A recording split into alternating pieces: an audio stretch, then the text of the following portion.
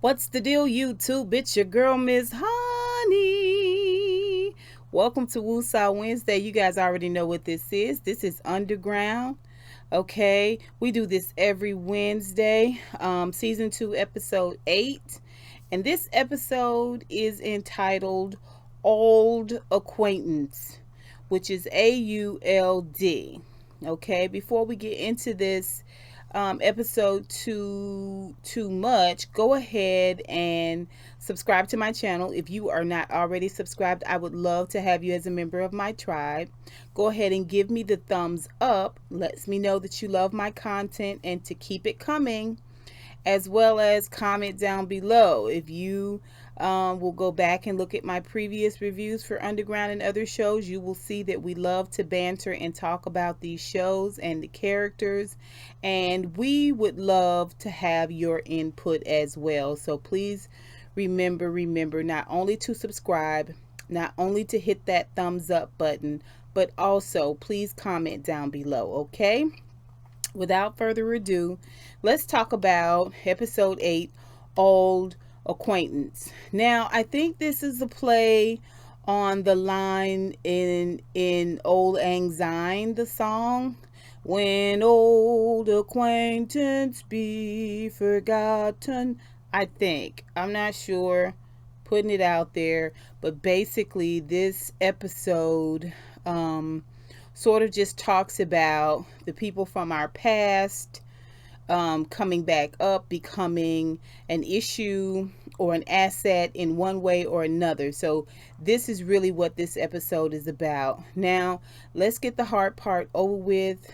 Really hard part. We see Daniel in the beginning, and all we see are his hands, and he is working on a piece of stone. As you guys know, he is a carver, a sculptor, and he's working on a piece of stone, and he is feeling around and clamoring around, and instantly we know what's happening here.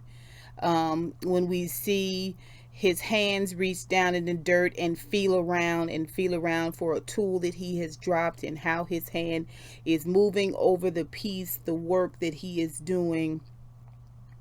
And we just know, I just knew in this moment that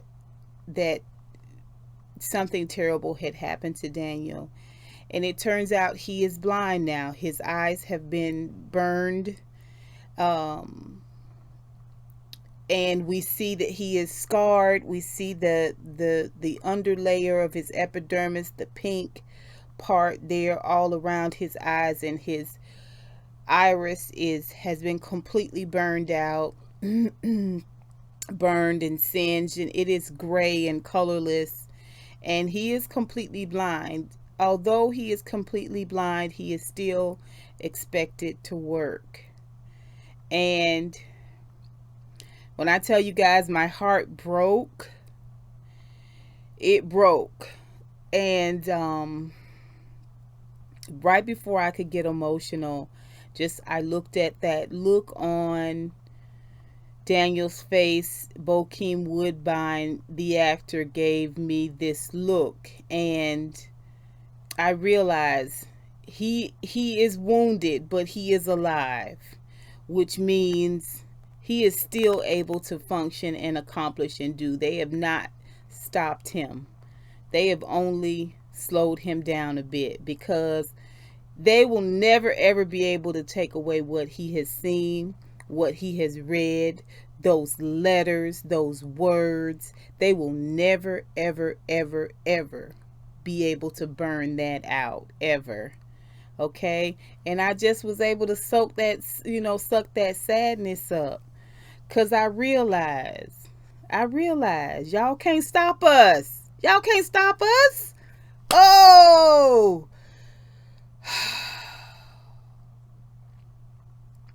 then we see Kato. Kato is rummaging around. He's skulking around in Patty's cabin. You know, her little trailer.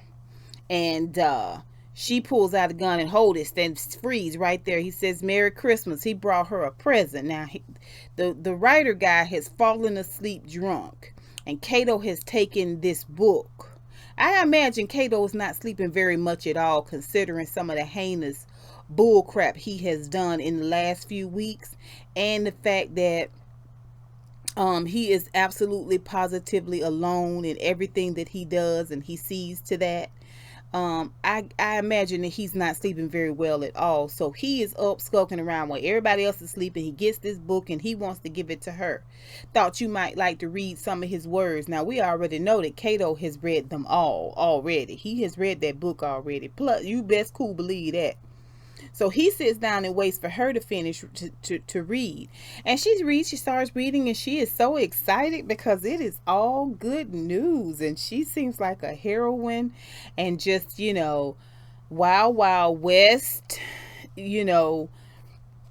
legendary type individual, until she gets to the part where she realizes that the writer has zero respect for her because she has not caught Harriet Tubman yet. Well, Cato knows this. He's read it already, remember? So he starts in with his spiel about all of this is for naught. You trying to do all this to catch the black rose when you haven't caught Harriet Tubman yet? That's who you need to be going after. And so she says, well, how can I go after if I knew where all the safe houses was, if I had a map of that?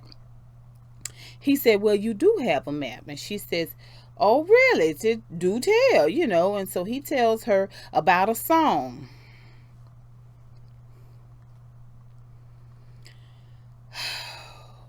I mentioned in my comments down below previous, last week, I think it was, I mentioned to someone about not giving up on Cato, because I felt like giving up on Cato and saying Cato ain't shit, he's no good, kill him dead, is just, I felt like it would be giving up on my brothers here in 2017, because we know so many people just like Cato that they can't get out of their own freaking way. You know what I'm saying? You can't love them enough. They so wounded and broken, you know what I'm saying?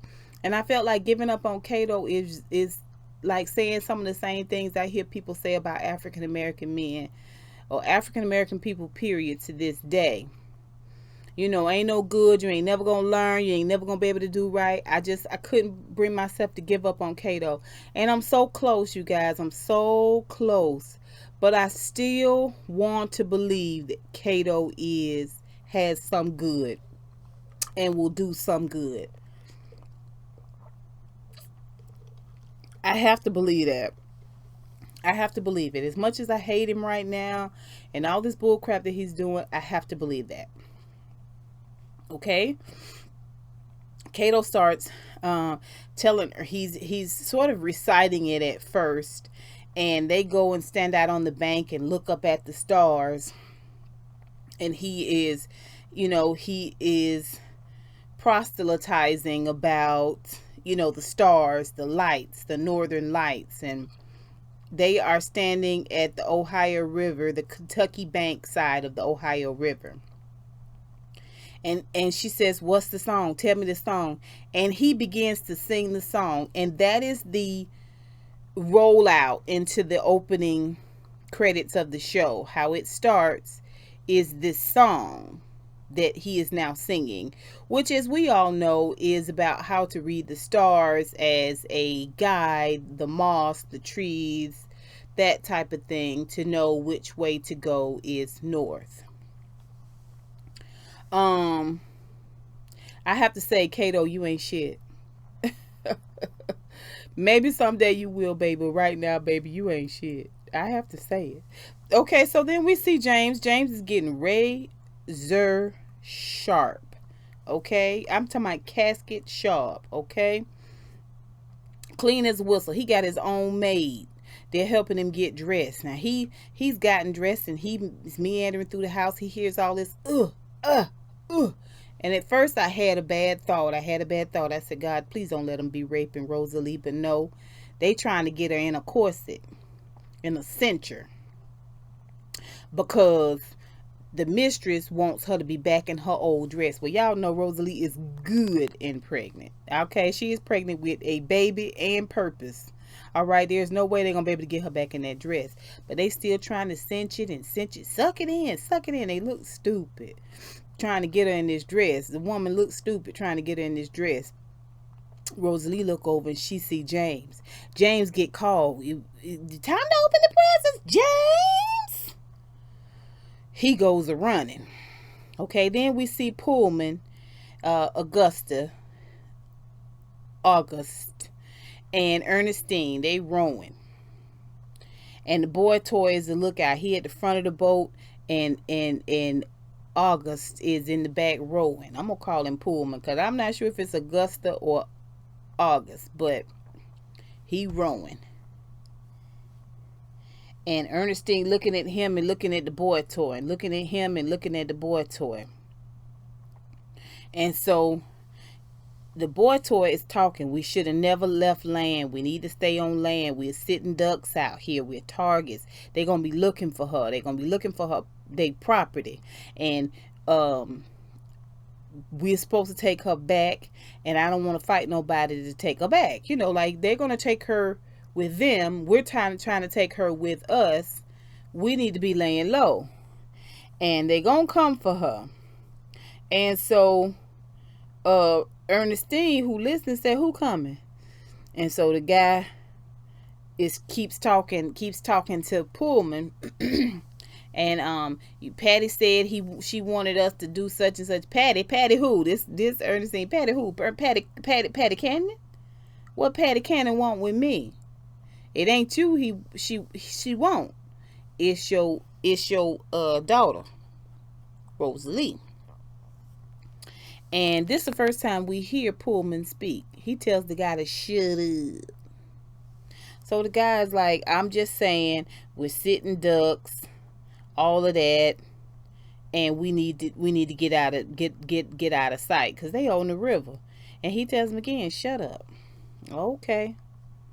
So after Ernestine said, "What business they got with Rosalie?"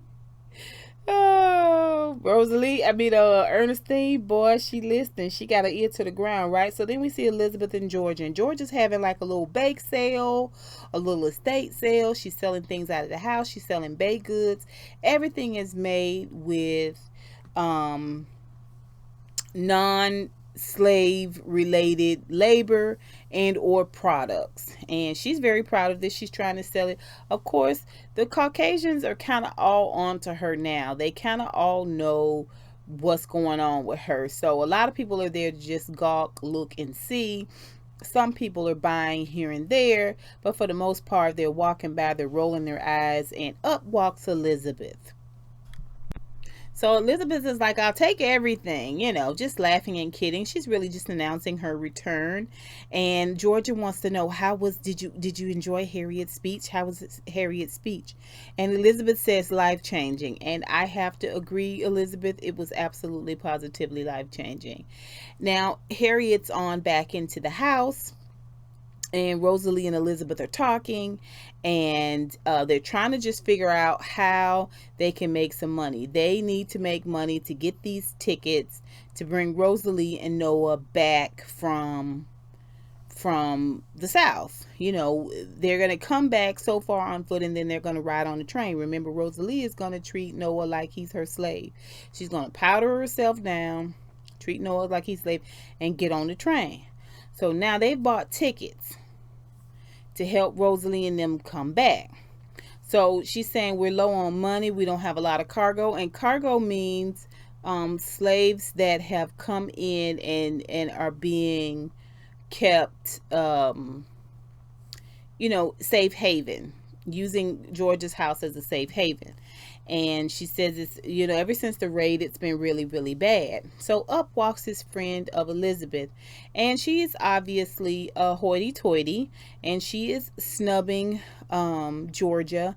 Now, the thing about it is, Georgia says to Elizabeth that there has been rumors about her. "There's been rumors about me."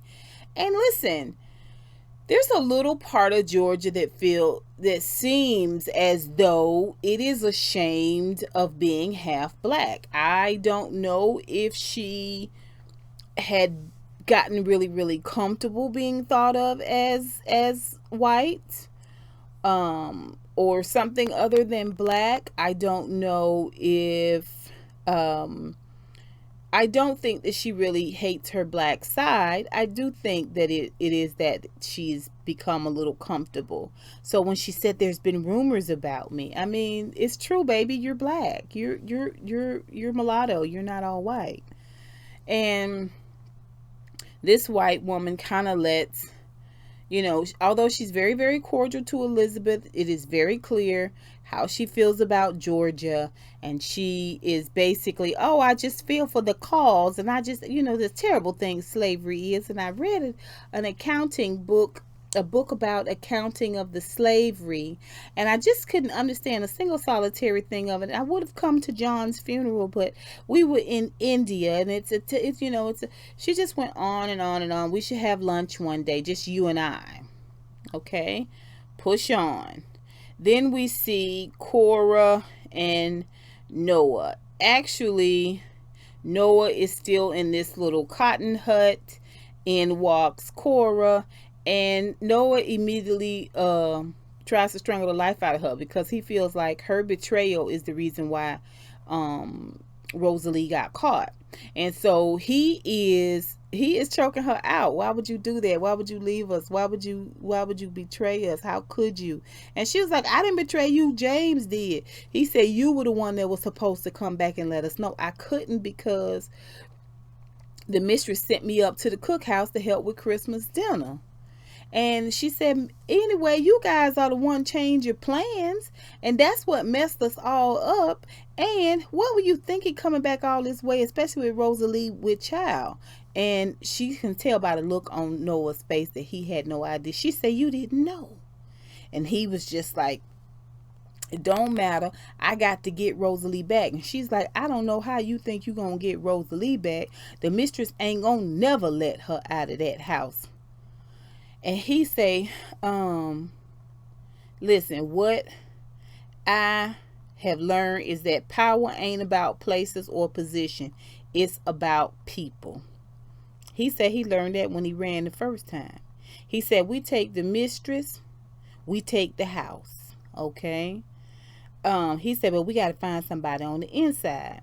Then we see the mistress playing the piano. The kids are there. The Rosalie's half brother is there, and he's opening a present. And the maid is running and going to get presents for the half brother. And James is running around like nobody, like he didn't just cause a whole kerfluffle the day before and get his sister put back into slavery. But okay, he pulls out a what do you call that, a saddle. And the mistress is like, oh, she's playing the piano, but she notices her prize Negro has found a gift, and she wants to see him as he admires it. And she said, it's gonna be perfect to go with your pony. And James said, you brought me a pony? And she's like, yes, I did. I bought you a horse. And the half brother said, you bought him a horse? And she said, yes, I bought him a horse. I didn't get a horse. She said, well, perhaps if you weren't rolling around in your good church clothes like a nigger, you would have gotten a horse instead of clothes.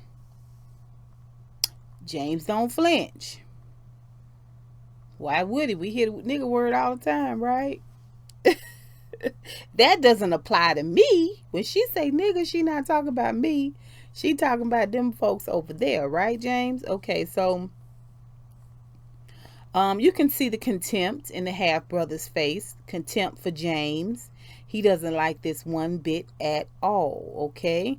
James just smiles and goes on. Meanwhile, Rosalie has walked into the room, and she is looking dead at James, okay? She is burning a hole into the side of his face, and he can see it. He can feel it, and he keep looking over at her. He feel a little shame, which he should. That's a good sign that he can still feel shame. And he looks over, and the mistress spots this. Well, she gets up, and there is a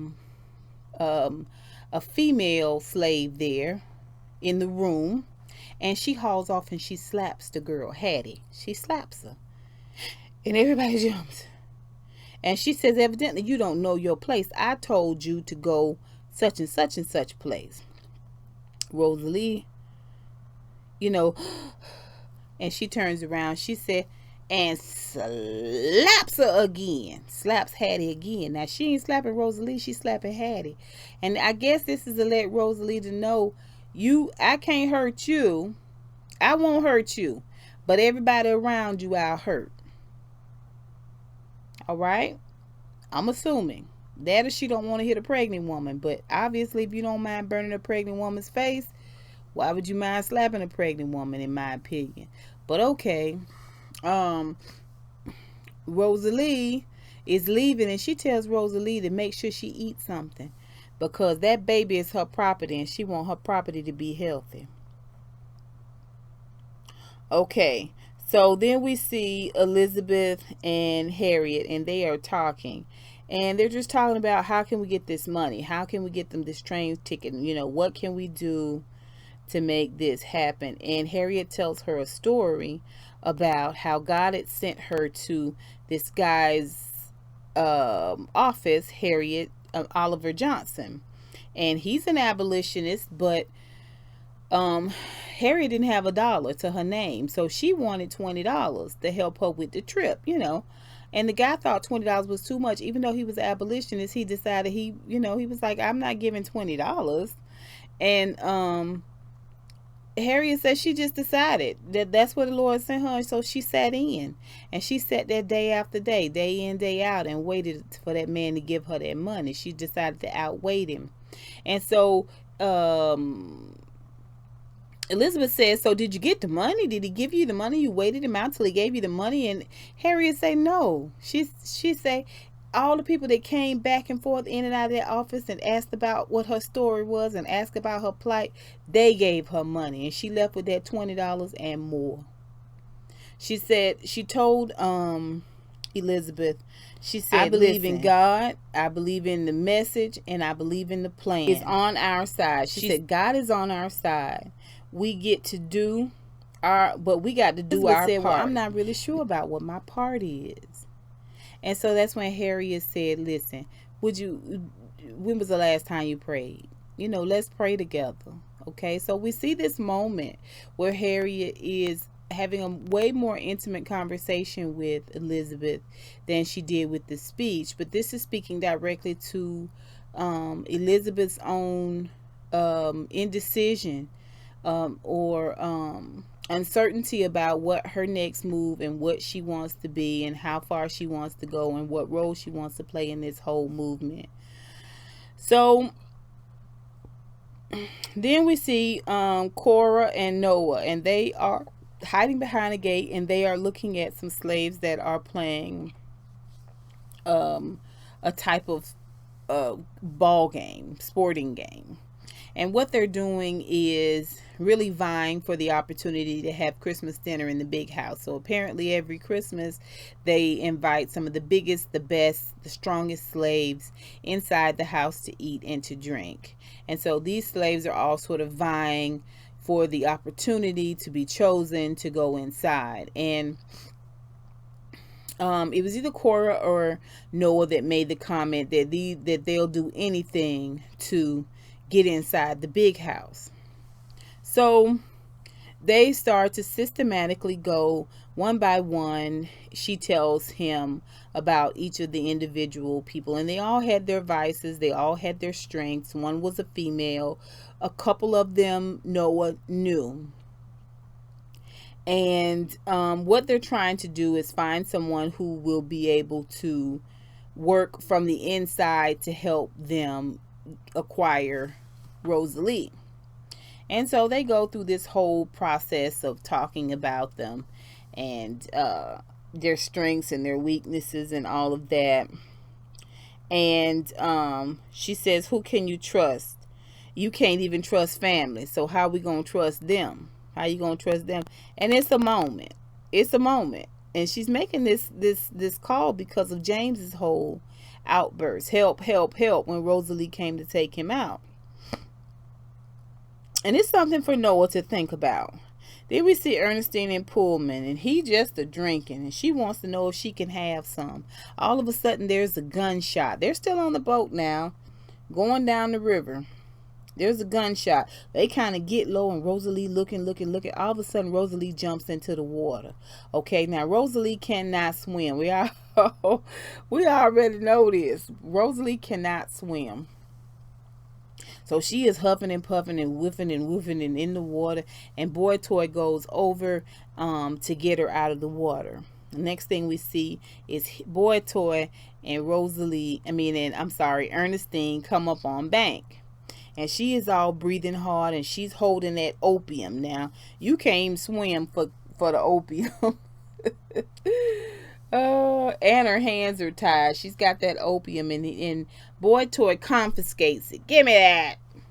Looks at it. Oh, this is really? So he throws it to Pullman and says, she looks like you're not the only one with a vice.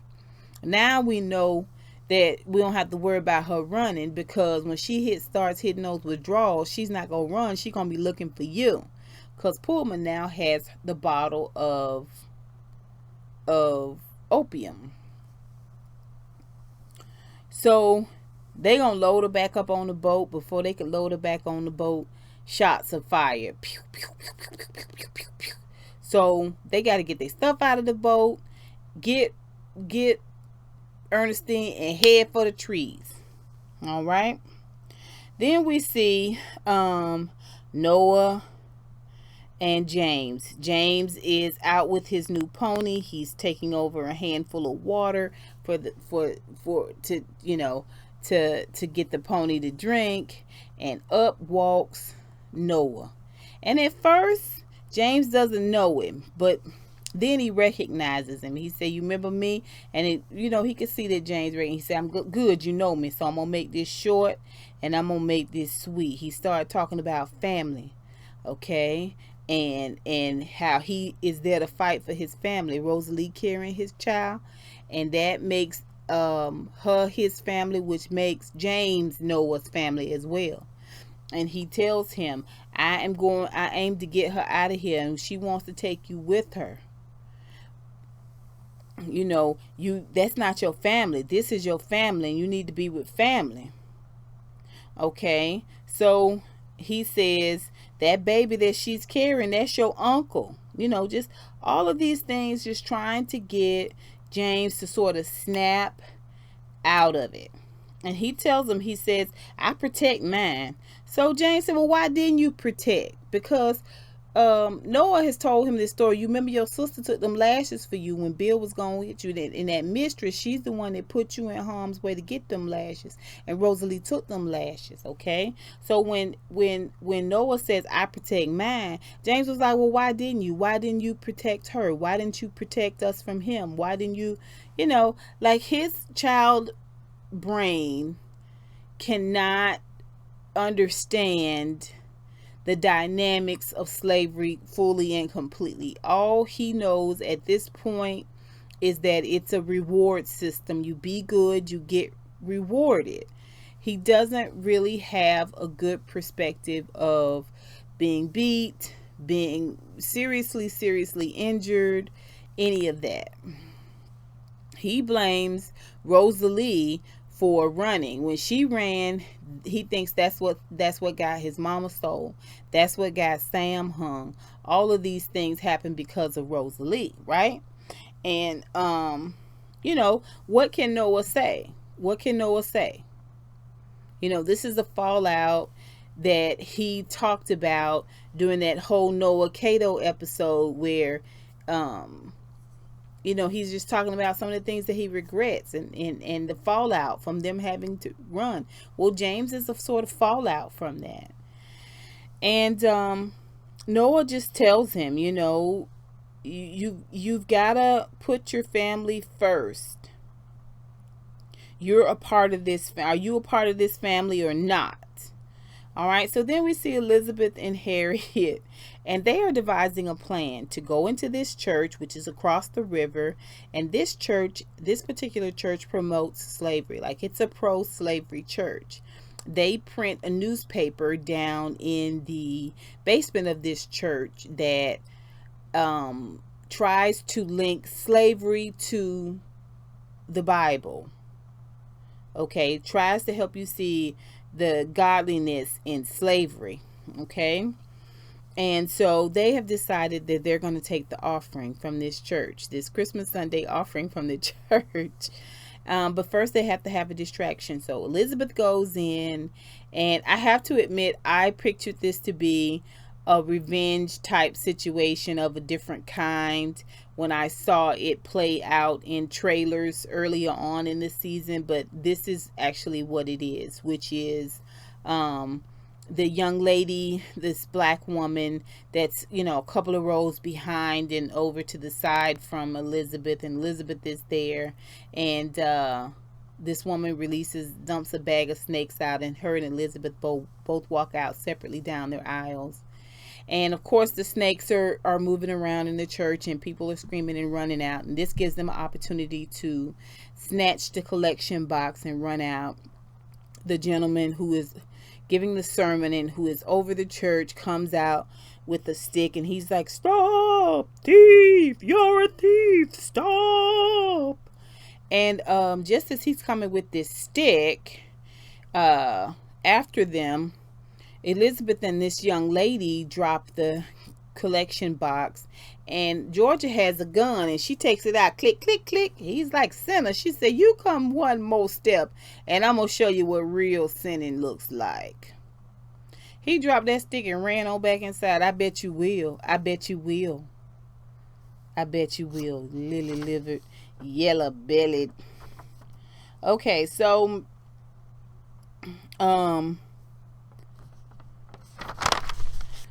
then we see Ernestine and Pullman.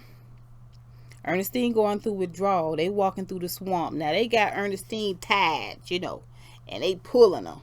She walking along. Pullman's behind her, and the boy toys in front of her. Just like the boat, except now we on the land. We walking through the swampy marsh. All right? And they hear something. So they, Pullman goes to investigate, and boy toy is standing there, and he notices Ernestine fidgeting. All right. Now, prior to this, Ernestine had asked Pullman about his son. "Where's your boy? Last time I saw you, you was with your boy. Where your boy at?" And Pullman had asked her, "Where your son's at?" Ernestine got quiet. Now we see that she's wrestling behind this boy toy guy, with her hands, and he sees what she's doing. She's ripping off little pieces of a cloth to leave a clue for the people that are after them, the people from the island, okay, that want to take her back, her masters. Okay, so he is mad as hell until Pullman shows him all the little pieces that he's been picking up as Ernestine dropped them. What she really wanted, this is what Pullman says, was to get us back on land. And he asked her, he said, "Why are you so eager to go back with the slaves?" She said, "Because the slave master don't have no ambition against my daughter. In other words, I'd rather go back and be in slavery than to aid you guys in any way whatsoever in catching my baby." Okay? Your girl's not with that. It's about family. Okay? So, the boy toy guy tells her, "I don't care what Patty say. You do something else and see won't I kill you dead." Okay, well, you must not know who you messing with, sir. This is Ernestine, all right? Pew, pew. Wild, wild West Ernestine. You don't know who you messing with. Okay, so then we see James and Rosalie. Rosalie is in the great room, and she's dusting. In walks her half brother. "What are you doing in here?" And so she said, "Cleaning." And he says, "You're not supposed to be in here. I heard my mom tell you to go down to the basement and get some wine." And she said, "Actually, it was whiskey. There wasn't any in there, so I decided to come and look and see if there was something here." "You're lying." And she says, "It could possibly be in here. Our daddy loved it." He said, "I don't believe you." Now, I don't know if he was saying he don't believe her about them sharing a daddy, or if he was saying he don't believe the whole cockamamie story. All right, I wasn't really sure, but he calls out for Hattie. Hattie is the one they slapping instead of slapping Rosalie. And so he goes to slap Hattie. And Rosalie grabs his hand. You want to hit somebody, hit me. Of course, you know, he is just like, I'm going to have you whipped for putting your hands on me. And in walks James. James says, stop it. And the half brother said, you don't talk to me like that. And James said, oh, really? Mother.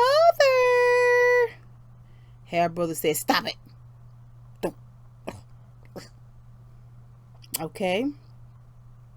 He storms off.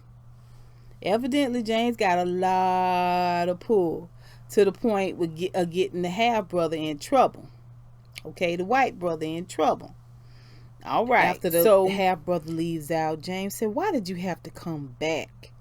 Why did you have to come back? Why did you have to mess everything up? I'm happy here. She gets down on her knees and she tells him, listen, I'm sorry. But this is all a lie. She said, you my brother and I love you. I'm not leaving without you. I ain't going nowhere without you. And he tells her, listen, I saw Noah and he's going to try to get you out. He said, but I didn't tell Noah, but I'm not going with y'all. I'm happy here. I'm going to stay here. All right. So he's full on. Okay. And I'm telling y'all, when y'all see him in that little coat, that little vest, if he don't look like Kato, I mean, really. So then we see Pullman and Ernestine. And they sitting around a fire, and Ernestine starts talking about her sons. And she talks about how Sam was her heart. And she loved him. He was her favorite. And she said he was special, touched by God. He was never going to be treated fairly. Now, I am not sure what she meant by that. I do remember on occasion last season thinking that Sam was a little bit slower than the average individual. He did seem a little bit just a little bit special. And so I am not sure if this is her reference to that or not. I don't know if this confirms it or not, but I think so. But she talks about him being special and he was never going to be treated fairly, but then to be born black too is a completely different, you really. And she says when the master hung Sam, she spiraled into this place of revenge, and she ended up hanging the guy who hung Sam, which was her lover, which was Rosalie's daddy. She hung him. And she said, I don't even think I thought about how it would affect James, or maybe I did think about it and I didn't care. The revenge was really, this is a really reflective moment about a lot of different little things, but although I know that Ernestine is very familiar and very comfortable, she's speaking to him from a place of familiarity, a place of similarity. They both have children, they both have sons. Things have gone horribly wrong to separate them from their sons, but at the same time there is an agenda for this conversation. But at the same time, I believe this conversation is as authentic conversation as any mother can have with themselves about their child. Okay, so this leads him to talk about his son and how he was so obsessed with Rosalie that he sort of lost track of himself. He lost sight of himself. And even after he had all the money he needed to save his land and his home, how he still pursued. And his son got hurt. He said he got hurt really bad, and I regret that. He's drinking the whole time, and he hands her over a drink, and she takes a couple of drinks, and then she tells him, that it doesn't matter what we got, what we ain't got. They will always be our babies. They'll always be our children. And at the end of the day, the only thing that we can really do to show them that we love them is to keep fighting, to keep doing what's right, doing what we need to do, taking care of business, right? Okay, so um yeah, she working it now. So then we see Georgia, Elizabeth, and Harriet, and they are at Christmas dinner. This is after the great heist. Everybody is laughing and talking, and when Elizabeth walks in, Harriet says, "Hey, how was church?" It's all very, very funny. And we find out that the money that was in the collection box was enough to get the tickets. And Elizabeth wants to know, how are we going to keep the station open? And George is like, we're going to figure this out. We're going to figure this out. They are more convinced and charged up and ready to go than ever. All right. And Georgia lets her know, as long as that house is there and it's still standing, they are going to continue to bring in cargo and help people out and be a beacon of hope in this whole cause. And so it's a good moment. We get to see Harriet laughing and having fun and not being as serious. Just a moment of of joy from her, and it was good. It was good to see. So then we see Ernestine. Ernestine has gotten up in the middle of the night. It's foggy. It's cold. It's damp, and she has to go pee. Of course, Boy Toy doesn't want to let her go to the potty. And she's like, well, you got me tied up. And he's like, okay, don't go far. So he's got this rope. It's around her hands, and he goes to get Pullman's liquor and tosses it back and yanks that rope. And Rosalie is like, ugh. Ernestine is like, ugh. And so he feels confident that she's there. So he drinks a little drink and, just and he pulls it again, and it's stiff. Pulls it again. What the hell? So he follows the rope, gets there, and she has tied it to the tree, baby. Ernestine is on the run, baby. She getting it. But it's foggy. It's cold. And there's somebody after you with a gun. Okay, so she's hiding and behind a tree, and she's lurking, and he's there, and he's trying to hear something and catch. And she's at the tree, and as he's coming around the tree, she's going around the tree. And so finally he sees her, and he tries to grab her, and she wallops him one. Well, that of course pisses him off, and he takes her in head first into the tree. Yeah, whams her. There's a scuffle, there's a fight. She's fighting, and she's giving it to him real good. Okay, just as she should. Up comes Pullman. Pullman throws him off of Ernestine, and they tussle a bit. Pullman is still pretty drunk, and as he's got his back to this guy is going to reach for his gun, the Boy Toy. Pullman turns around and takes a stick that he had in his hand and jams it dead into Boy Toy's neck. It goes in one side of the neck and out the other. Can I do it? Yeah. Out the other. And the guy's just standing there, and then Pullman takes his gun out and pew, shoots the guy right in the heart, and the guy falls dead. Okay, then he gives Ernestine her opium. He tells her to take a couple of puffs off of it because he's got to fix her arm. Her arm is broken, out of place, out of socket, something, a fracture. I don't know. But it's going to hurt. Okay, and she takes a couple of puffs, and he reaches down real lovingly and clicks that arm into place, and all we hear is this scream. All right, later on we see Pullman and Ernestine back in the boat, and they are headed down the river, and she's passed out. As she comes to, she says to him, we're headed south, and he doesn't say a word. Okay, I'm hoping that this all means that this is working in her favor.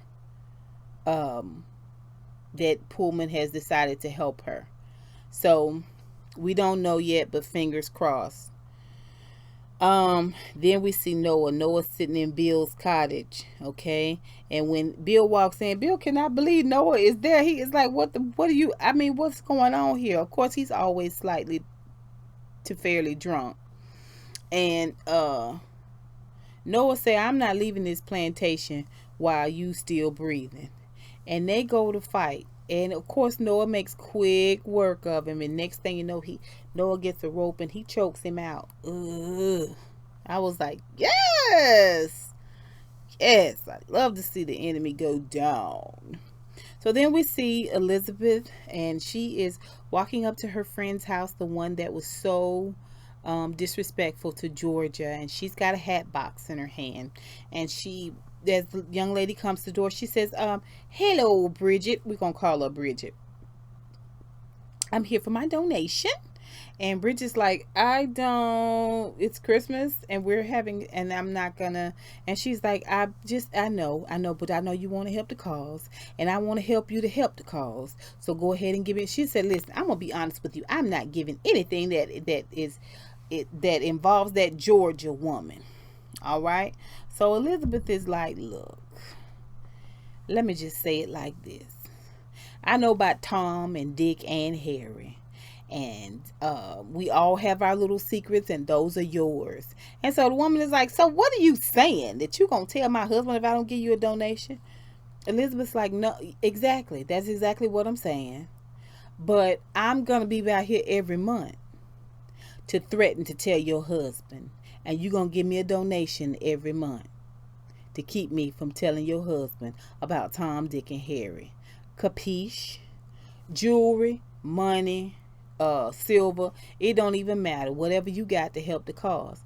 And she tells, and the lady, just kind of, she tells her, she said, I know it's a good person down inside of you, and I aim to help you find it. Me too, Elizabeth. That's what's up. That's what's up. So we back at the big house, and in come the servants, okay? They one by one servant for each guest. They put the plates down. James is sitting right there by the mistress. Okay, he at the head of the table, right? And the mistress is giving this whole little dissertation. She is, in the traditions of the time, and my husband, and we've been plagued by several, disappointments, and do and whoop blah blah blah blah blah. And then she makes a comment about James and his bloodline. She says James got the best of my husband, instead of everything that was horrible and bad about his mom. No ma'am, Miss Savannah, make no mistake, James is a little black boy, all right? And everything that is wonderful and that is great and that is powerful and strong about a black man is inside of James. And there is absolutely positively nothing that you can do about that.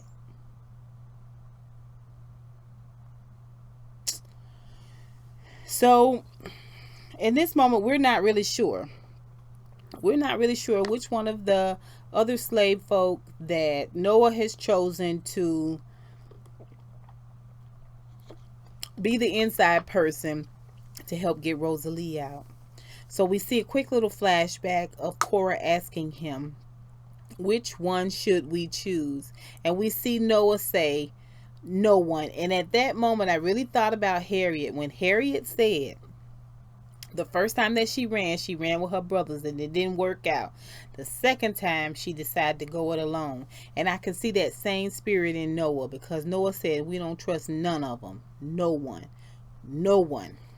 He comes in there with a gun. Now see, he done killed Bill. So he coming in there with the gun, and he said, everybody get it together. Sit down. Be quiet. Now the slaves are not going to jump up and defend this woman that they call master. It's a gun pointed at them, and they have not moved. So we see that he tell Rosalie, we got to go. James stand up and he tells Noah, don't you hurt her. Talk about Miss Savannah, right? Rosalie kindly takes that platter that she holding and wallops little James across the back of the head and knocks him out, because we cannot have him doing all of this on the way down the road, right? Okay. So Noah's got James slung over his shoulder, and Rosalie's it is coming out. They got the mistress there, and she is telling him, you will never get away with this. What do you think you're doing? James is my son. He's mine now. And they done threw James in the back of the wagon. Out comes the half brother. He got a shotgun. Let her go. Noah's like, easy. He behind Noah. Noah's like, easy. Easy does it. Easy does it. And Rosalie, always smart, always got Noah's back. She said, "Hey, what are you doing?" Like getting him off guard. Like, "Hey, listen, what's happening here?" And when she does that, Noah goes ahead and shoots the boy, shoots him in the leg. All right. The mother screams at the same time. Savannah screams at the same time that he shoots the boy in the leg. The gun pops up and shoots, and Noah immediately checks on Rosalie. "Are you okay? Are you hit? Are you shot? Are you okay? Are you okay?" They trying to figure out where the bullet went, where it has gone into Miss Savannah's shoulder. So Miss Savannah says she sees that blood. She said, "I will have my catches drag you back here." And Rosalie say, "Ain't gonna be no back here for them to drag me to." And she winds up this lantern, baby, and chunks it in the window. Where the whole time Rosalie was there, when the half brother came into the great room and saw her dusting the lamp, she turning the oil on. Now it ain't no gas now, but it's oil. She been leaking oil from those lanterns all over the house. And so when she throw that lantern in there, the house just poof, explodes. And Miss Savannah screams, "No!"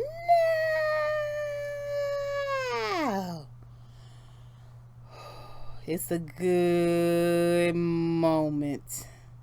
It's a good moment. And they hop on and the wagon goes off. Then we see Elizabeth and Georgia coming through the house, and they're saying that Georgia's telling her there's cargo. We've got cargo. He's very, very skittish. He's very, very frightened and afraid. We just got to be real gentle with him. They go down. They open the door to the tunnel, and who walks through the door? Cato. And he trying to avert his eyes and look down. A friend of a friend sent me. Oh. I said to myself, look at this nigga. Look at this. That's the episode, you guys. That is Underground. The full scope of it all. It is we're moving into this really high energy impact side of Underground that we saw in the first season. Lot of fast action scenes, lot of really, really good music. We're moving into that. We've only got 2 episodes left, 2 or 3 episodes left of Underground. So far, it has been riveting. But shit's about to get real crucial. Like, it's about to get real crucial up in this piece. All right. What do y'all think about this episode? What do you guys think about James? What do you guys think about Ernestine? Some of the things that she said about, to just say outright that she killed this white man. She hung this white man because he hung her baby, her favorite. It was such a revealing moment, and she did it with such ease. What do you guys think about James just being a full-on turncoat? Like, he is sold out, okay, to this lifestyle. What do you guys think about what Cato is doing?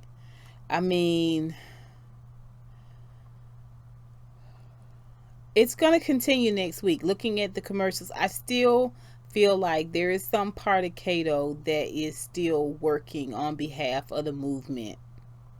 But to see him come through that tunnel and to give so much information away, so much valuable information away to someone like Patty Cannon, I don't know if that's something that can be undone. And it worries me because I want Cato to be saved. I want Cato to be saved. All right. So that's it for Underground, you guys. I hope you guys enjoyed this review. Please remember to subscribe down below. everything I do for you guys. I know how much you guys love this show. You guys know how much I love this show. And so I love just having these conversations. Um, please remember to comment down below as well and let me know what you guys thought about this episode and the characters therein. Okay, until next time, honeybees. Mwah.